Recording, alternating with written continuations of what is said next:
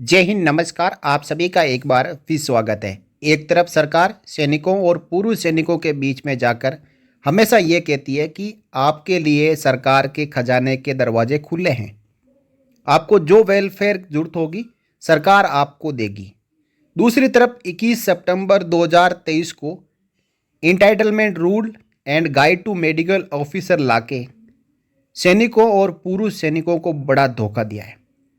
यही नहीं रुकी सरकार, 27 दिसंबर 2023 को इसी एंटाइटलमेंट रूल और गाइड टू मेडिकल ऑफिसर के आगे एक और लेटर जारी करते हुए अब तो क्लियर कह दिया है कि 20% से ऊपर यदि डिसेबिलिटी परसेंटेज है तो आप उम्मीद कर सकते हैं कि आपको इम्पेयरमेंट रिलीफ मिलेगा और डिसेबिलिटी एलिमेंट मिलेगा।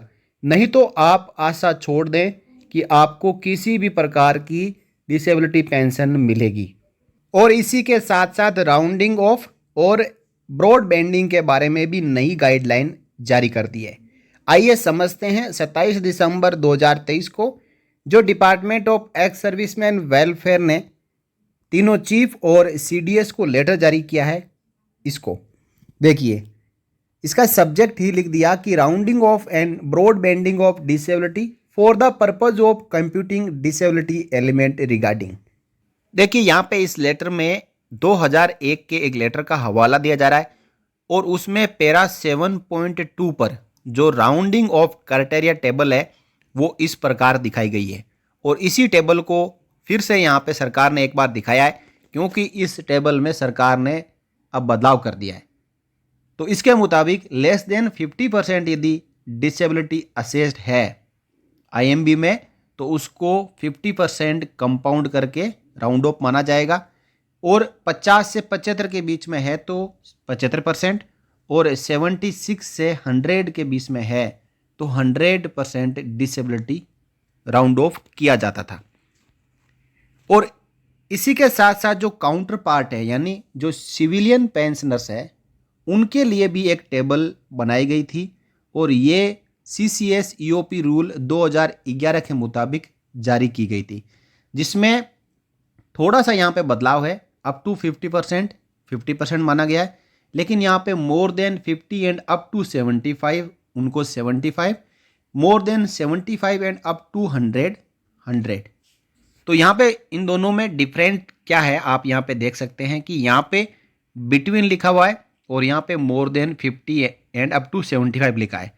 और इसी प्रकार बिटवीन 76 एंड 100 की जगह more than 75 and up to 100 यहाँ पे लिखा हो। बाकी जो राउंडिंग ऑफ क्राइटेरिया है वो सेम है। तो अब सरकार ने कहा है कि जो सिविल एम्प्लॉयज है जो डिसेबिलिटी पेंशन एलिमेंट लेते हैं और जो डिफेंस के हैं मिलिट्री के पेंशनर है उन दोनों के लिए हम एक ही टेबल करेंगे। और फाइनली जो सिविलियन के लिए टेबल थी वही डिफेंस पर्सनल एक्स सर्विसमैन और सर्विंग सोल्जर्स के लिए यहाँ पे लागू कर दी। आप यहाँ पे देख पा रहे हैं जो मोर देन 50 एंड 75 वाला क्राइटेरिया है वही क्राइटेरिया अब सिविलियन पेंशनर और मिलिट्री पेंशनर के लिए लागू कर दिया है। इस पॉलिसी लेटर से सैनिकों और पूर्व सैनिकों को झटका किस प्रकार लगा है वो आप इस नोट को पढ़ सकते हैं। For the armed forces personnel who are retained in service despite disability attributable to or aggravated by military service, यानी ऐसी डिसेबिलिटी जो या तो एट्रीब्यूटेबल टू मिलिट्री सर्विस है या फिर एग्रेवेटेड बाय मिलिट्री सर्विस है और इसके बावजूद उसको सेवा में रखा जाता है, नौकरी करने दी जाती है, पोस्ट रिटेंशन कम इम्पेयरमेंट असेसमेंट बोर्ड। अब एक नया रूल आया है कि किसी को आगे नौकरी करवानी है तो उसका एक स्पेशल बोर्ड होगा, रिटेंशन कम इम्पेयरमेंट असेसमेंट बोर्ड। ये बोर्ड यदि रिकमेंड करता है कि ये जवान जेसीओ आगे नौकरी करने लायक है तो उसको मिलिट्री सर्विस में रिटेन किया जाता है, यानी आगे नौकरी करने का उसको मौका दिया जाता है। और ये बोर्ड होने के बाद में जो ब्रॉड बैंडिंग होगा will apply if the actual assessment of disability is 20% or above and for life। तो उस बोर्ड में दो कंडीशन यदि होगी कि एक तो जो डिसेबिलिटी है वो लाइफ टाइम है और दूसरा 20% या उससे ज़्यादा है, तभी यहाँ पे जो rounding off and broad banding का फायदा मिलेगा और इम्पेयरमेंट रिलीफ मिलेगा।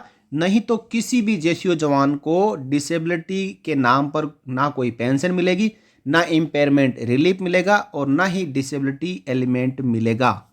ये एक बड़ी चोट है जेसीओ जवानों को इस लेटर के जरिए दी गई है और 21 सितंबर 23 के लेटर में भी इस प्रकार ये लिखा हुआ है। अब देखिए, medical board will indicate actual assessment of disability and will not carry out any rounding off और broad banding at year level. जो राउंडिंग ऑफ और ब्रॉड बेंडिंग है वो जो मेडिकल बोर्ड होंगे वो नहीं करेंगे।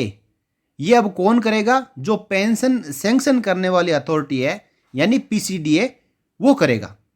तो इससे पहले भी यदि किसी मेडिकल बोर्ड में, रिलीज मेडिकल बोर्ड और इनवैलिड मेडिकल बोर्ड में किसी जेसीओ जवान को आरएमबी और आईएमबी के दौरान 20% या उससे ज़्यादा परसेंटेज दिए जाते थे डिसेबिलिटी के, तो भी रिकॉर्ड ऑफिस और पीसीडीए उसको कम करके डिसेबिलिटी पेंशन को ख़त्म कर रहे थे।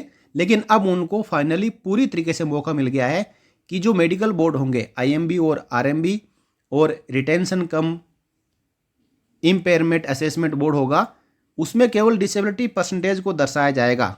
लेकिन जो राउंड ऑफ करना है और ब्रॉड बेंडिंग करना है वो अब पेंशन सैंक्शनिंग अथॉरिटी करेगी। ये फाइनल एंड फुल ऑर्डर है department of ex serviceman welfare, रक्षा मंत्रालय और भारत सरकार ने पीसीडीए को दे दिया है। अब पीसीडीए के पास में अथॉरिटी आ चुकी है जो कि पहले से ही डिसेबिलिटी पेंशन देने के अगेंस्ट है और फाइनली अब उसको इस लेटर के जरिए अथॉरिटी मिल चुकी है। DGAFMS may make suitable amendments in the relevant orders including their letter number 14 December 2009 in accordance with these orders। जो 14 दिसंबर 2009 का ऑर्डर था, उस ऑर्डर में महत्वपूर्ण बदलाव इस लेटर के जरिए हो जाएंगे और आप आज के बाद क्या 21 सितंबर 2023 के बाद किसी की भी डिसेबिलिटी परसेंटेज 20% से नीचे है उसको किसी भी प्रकार का पेंशनरी बेनिफिट नहीं होगा। The finding of the medical board on the extent of disability will be treated as final and binding. तो मेडिकल बोर्ड जो डिसेबिलिटी परसेंटेज निर्धारित करेगी वो फाइनल होगा और ये ऑर्डर कब से लागू होंगे? जिस दिन ये लेटर जारी हुआ है उस दिन से। तो 21 सितंबर से ER एंड GMO लागू हो रहे हैं और ब्रॉड बेंडिंग और राउंडिंग ऑफ का जो नियम है वो इस लेटर के जारी होने के दिन से ही लागू हो गया है, यानी 27 दिसंबर 2023 से। तो आगे यदि कोई आर्म्ड फोर्सेस ट्रिब्यूनल में या हाई कोर्ट में या सुप्रीम कोर्ट में याचिका लगाता है तो ये लेटर हमेशा उसके आड़े आएगा, यानी उसके लिए रुकावट पैदा करेगा, क्योंकि इसके अंदर राउंडिंग ऑफ और ब्रॉड बेंडिंग के लिए स्पेशल इंस्ट्रक्शन जारी कर दिए हैं। और all the other terms and condition shall remain unchanged. और finally this issues with the concurrence of Ministry of Defence Finance / Pension via their ID number dated 21 सितंबर 2023। 21 सितंबर 2023 को ER एंड GMO जारी हुआ था, उसी को यहाँ पे कंकरेंस माना जा रहा है और उसी के लिंक में इस लेटर को जारी किया गया है। तो मैंने इस वीडियो में 27 दिसंबर 2023 के DESW के पूरे लेटर को आपको सही तरीके से समझाया। अब आगे कोई जेसीओ जवान यदि रिटायरमेंट आते हैं तो अपने दिमाग में 21 सितंबर और 27 दिसंबर 2023 की दोनों पॉलिसी को हमेशा दिमाग में रखना। और यदि कहीं पे भी आपके मेडिकल बोर्ड में असेसमेंट कम हो चुका है तो आप पेंशन को भूल जाएं। केवल सर्विस एलिमेंट मिलता रहेगा, आपको सर्विस पेंशन मिलती रहेगी। डिसेबिलिटी पेंशन के नाम पे ना तो ER मिलेगा और ना ही डिसेबिलिटी एलिमेंट मिलेगा। इसलिए आपकी डिसेबिलिटी उस लेवल तक हो और आपको 20% या उससे ज़्यादा मेडिकल बोर्ड में आपको असेसमेंट किया गया हो तभी आपको डिसेबिलिटी का कोई लाभ मिलेगा, नहीं तो नहीं। बने रहिए चैनल के साथ, फिर मिलेंगे आपसे नए वीडियो में नई जानकारी के साथ। तब तक के लिए जय हिंद। For more updates subscribe to our channel and enjoy watching the videos.